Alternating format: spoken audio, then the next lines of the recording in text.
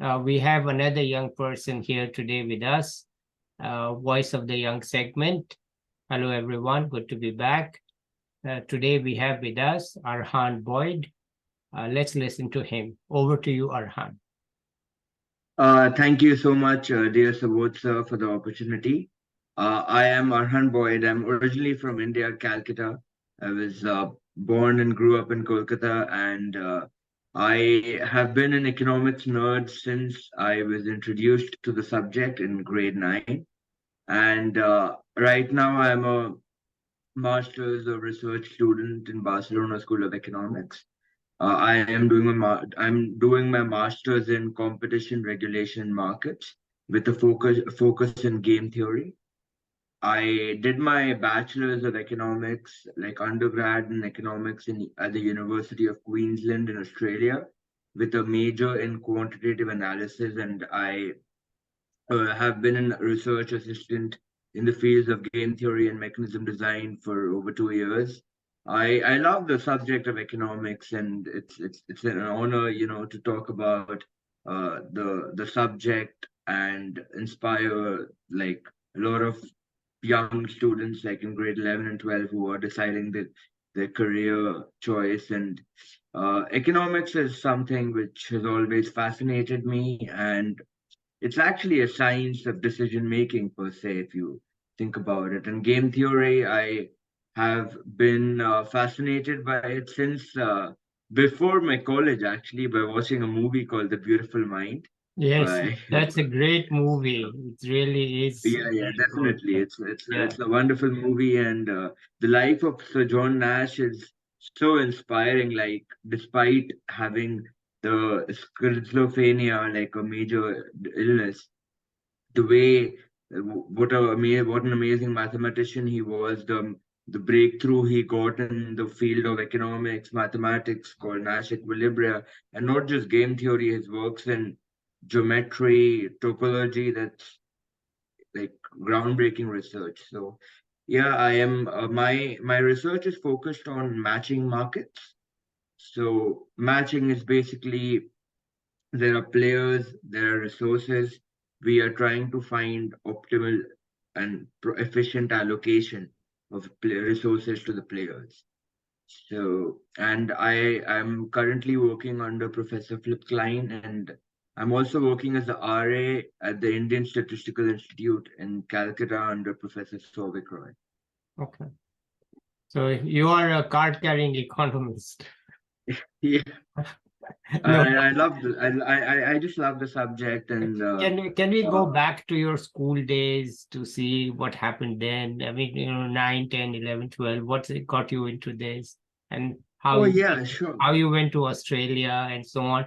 It's a fascinating journey to go to so many places. You've been all over the map, so let's hear it from you. Oh yeah, sure, sir. So in my school days, I was quite a naughty kid. I was quite a playful kid, and I was not so much vested into studies before till the boards came.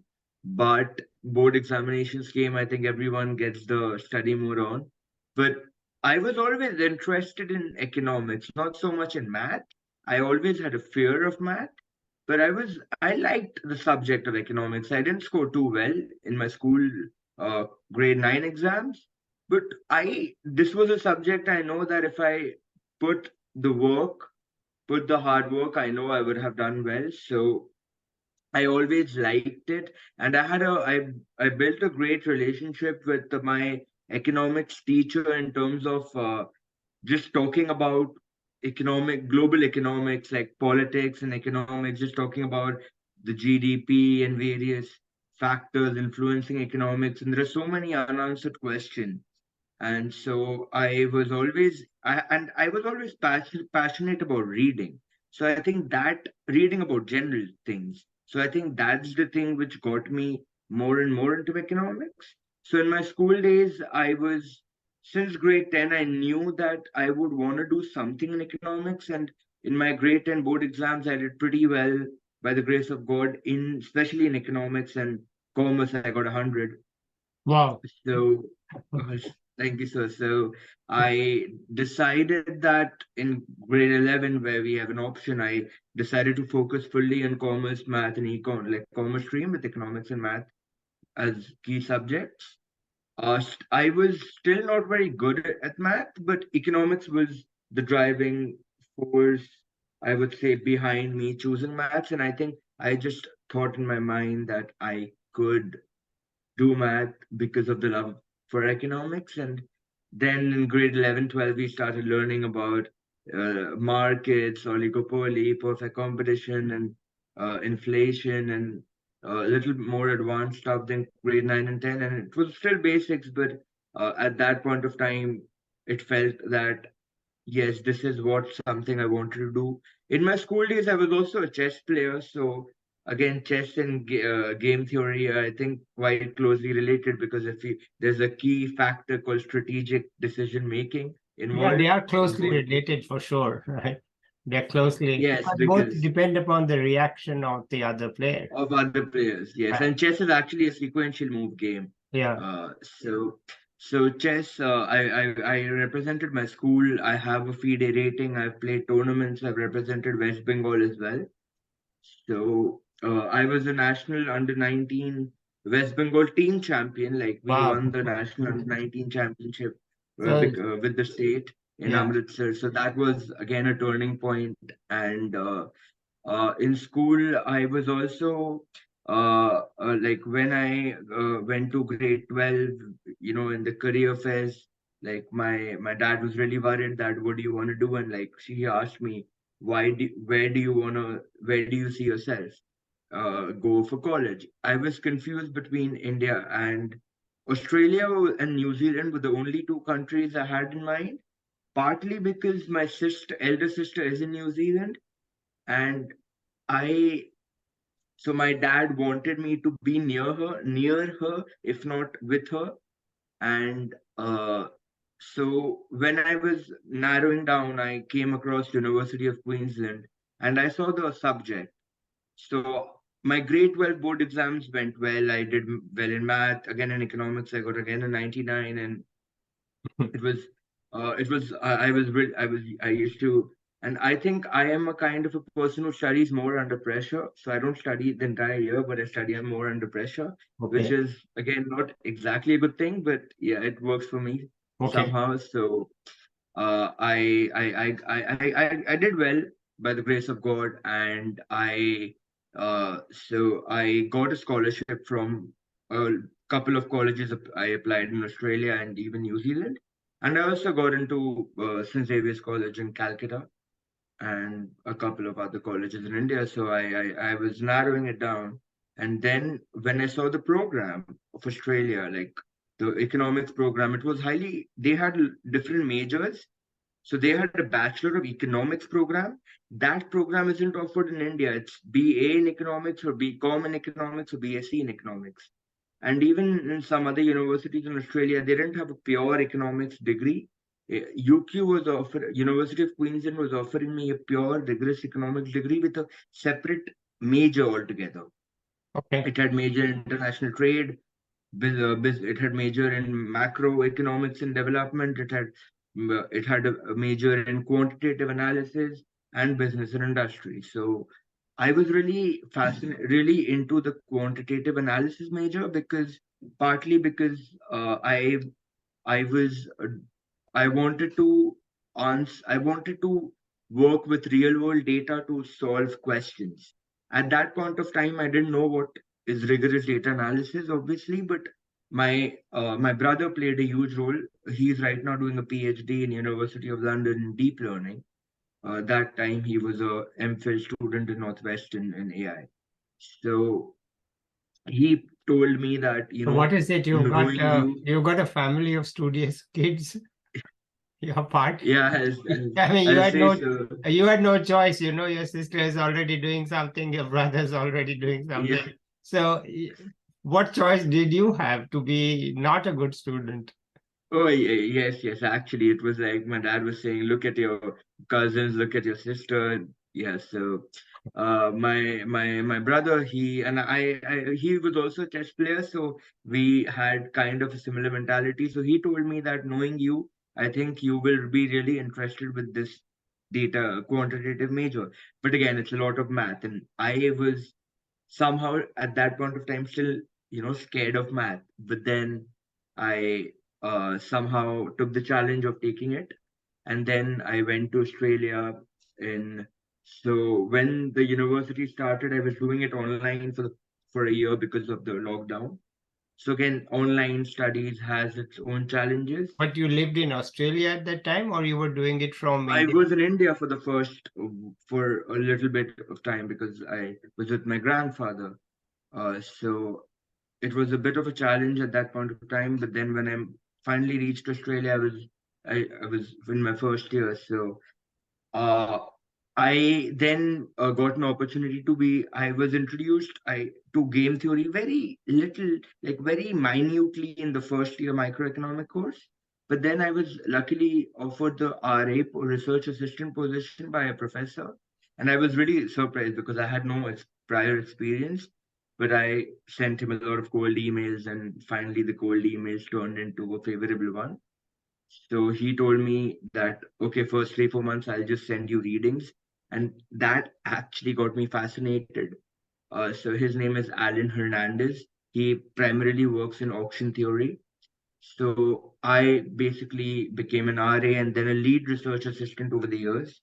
And then I helped him in his recent paper, which is submitted in Journal of Economic Theory. Wow, I that is uh, wow.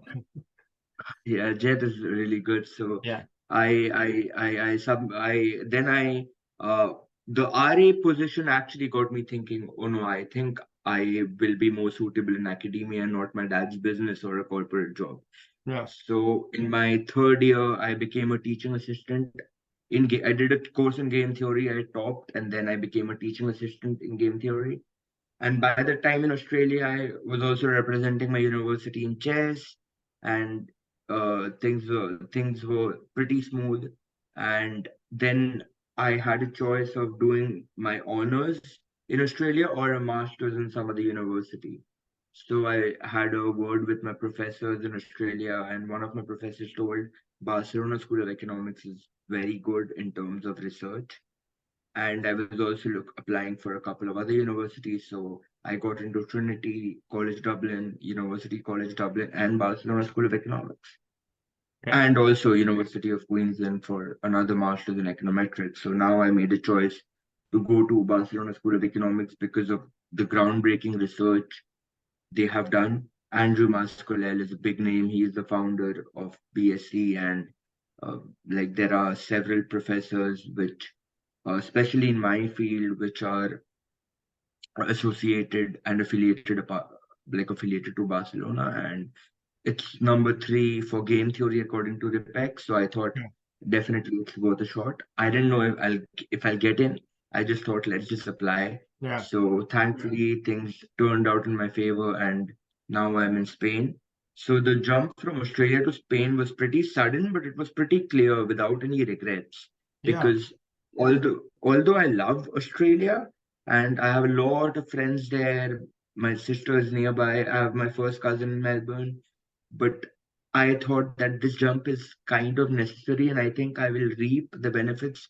Maybe not directly now, maybe 5, 6 years down the line, but I can see that the change is good. Uh, and like here, it's a whole different faculty. Like everything is different. Like Spain and Australia, very different uh, cultures as well, I'll say in that term, but it's a very interesting platform that I'm here.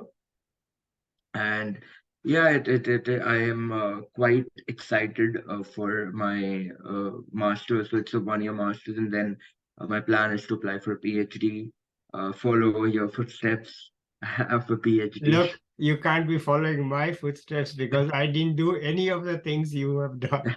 At that time, the opportunities were few. Yeah, We mainly wasted our time, okay? Because the courses were easy and you mainly didn't do anything with your time. But today, life is different and very competitive. And so Definitely. people have, but I interviewed several Indians from Barcelona. It looks like it's Oh pretty wow. attractive place. Oh yeah, it is. Like Barcelona is a very pretty place, very vibrant. Beaches are around, so yeah, it is. And It is, language, and I'm a big football fan, so it is a cherry on top for me to be here. yeah, and language is really not a problem. It seems to be studying there. When you're interacting with locals, it may be a little bit of problem, but in terms of studying, there's no problem at all. There's no problem. But even with the locals, I think English is now broken English is everywhere. Broken English, yeah, they can catch it, they can pick Yeah. up, yeah. Yeah. Anyway, if you go shopping and all, you don't have to talk. You just Or you just have to like, and with AI right now, everything is so like advanced and helpful. You can just like use the Google Translate, and they can, yeah, yeah, you know, tell you things. And with the thing I just brought up, AI. So yeah, I'm also interested a bit in machine learning. So yeah. as a major, like as a quant analysis major, I did a couple of courses in machine learning, and so a part of my research also deals like with improve like understanding and trying out algorithms to help like to efficiently allocate matching and also to solve games. So deferred acceptance algorithm is obviously a very famous algorithm by Gale and Shapley, but I'm also like uh, diving a bit into the fields of algorithmic game theory. I am just a outside spectator at the moment, but I want to be a player of the game at the moment. So yeah, I'm reading a bit about it, but at the moment, my master's thesis in research is basically gonna deal with matching and cooperative games. Okay. So that means you're headed for a PhD. There is actually no hope for you. Your I, field. I will apply for a couple of jobs in competition, like competition firms and microeconomic firms, but a PhD is the goal for me. So I know even It if I is. do a job There's, for a it couple is of years, I actually, will. yeah. There's Yeah, the path is very clear. The way you talk, yeah. it's like, okay, this is has to happen. So I think I won't ask you what's your future because I will predict what's your future. It's very clear. So how's the food? How do you find the food? Is Oh, Australia food same? in Food is food how, in Australia was I'll say pretty like I think food in Australia and Spain are both like pretty multicultural. Like like you have options from all over the world, but yeah, my food, like my go-to cuisine is Indian food. yeah, I and I cook as well, so like not much, but I do cook. But but the Indian food in Australia is not a problem at all because of the number of like the increase in the number of Indians in Australia. Like yeah, for the yeah, past few years, it's been like tremendous. yeah, So many Indian students are going to yeah. Australia. In Spain as well, there are a lot of like there are a lot of Asians like Pakistanis and Indians. So there's like Indian food, but in Spain, I'm actually trying Spanish food like paella and tapas. So that's pretty good, and I love Italian food. So Italian food here is also amazing. Yeah, we go to restaurants locally for paella and Yeah. tapas and all, but you can have the authentic deal right there. Oh yeah, Yeah, definitely. And yeah. tapas here, it's like one like pretty good place, just 2 minutes walking from where I live. So yeah, the food is amazing here. Like So there are really no problems at all that you can think.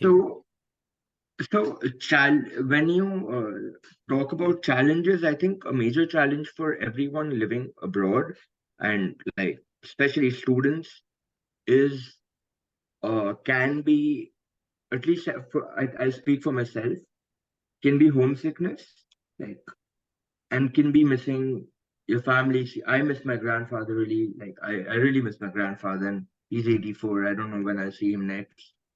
So and I know like parents we talk every day, but like there's some people like my grandfather. I can't like like me talk to him every day. He can't fly here, so that is the thing. And challenges sometimes like there can be feelings of over like you can feel overwhelmed, or you can feel you can feel low or lonely. But I think these are the feelings which will just make you stronger. I think everyone goes through these phases, but I think it just helps them become stronger in life. I feel that way. Yeah, everybody goes through those phases. There's just no, if you're outside India, for sure, everybody that I know went through those phases. It is there. Exactly. There's absolutely no question about it. I fully understand it. What else? Anything else you want to add here? I just wanna give one advice, like just a friendly advice to all the youngsters who will watch this, that I just feel that follow your for like a very basic advice is follow your heart. Don't go by the numbers in terms of like, if my grade is bad, I won't be able to do, like, well in life. Or don't succumb yourself in the academic pressure or any other pressure, because that is, like, something which is not good. I think everyone will find its calling. And like, my mother always tells me when I feel low, that don't worry, you will find your calling, you will find your passion one day. And I did find it, which is economics. And I feel whenever I do that, like whenever I feel low, I listen to old Hindi songs and I just play chess. So that's my uh recuperating strength. I think we need to find the strength, Yeah. we need to find something which, like, gets us back to like the journey of life, like the Well, challenges of life. yeah, I think you have been very honest about it and forthright, and Yeah, it's good to hear it, definitely. because younger people thinking about all these things should hear from somebody who's been through it and come out of it rather with success. Let's put it this way. Definitely. Definitely. I Yeah. definitely So agree. good. So good. And what else? I know your hobbies are chess, but apart from that cerebral activity, anything physical? The cerebral activities, actually, I love watching football. Like, Liverpool Yeah. Football Club is my team, Hmm. and as we say, "You'll never walk alone" is the motto. Yeah. And I'm a like a I love I don't play piano that much right now, but I love Beethoven.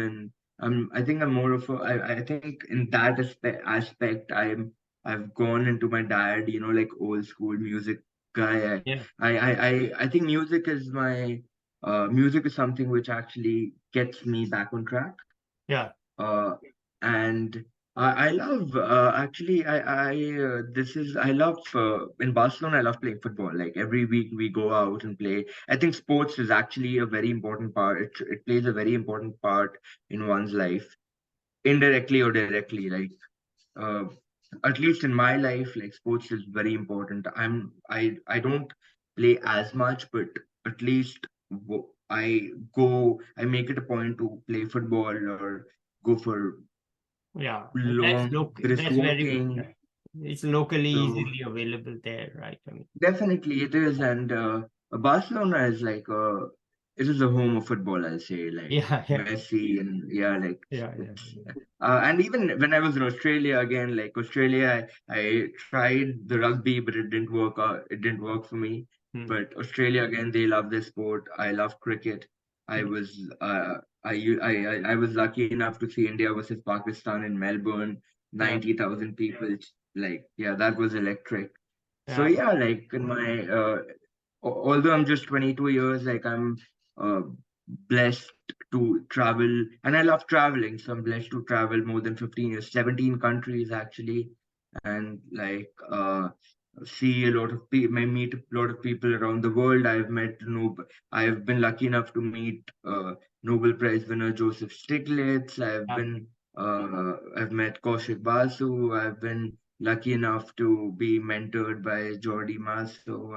I've been lucky enough to actually have lunch with the very famous cricketer of Australia, Marnus Labuschagne, back in Brisbane. So yeah, like I've met a lot of people from all facets of life, and it feels like really good. I met Swami Gaur Gopal Das, and one thing which he really said, which like really touched my heart, and which I really want to say, and I'll end by that, is he gave us a meaning of car.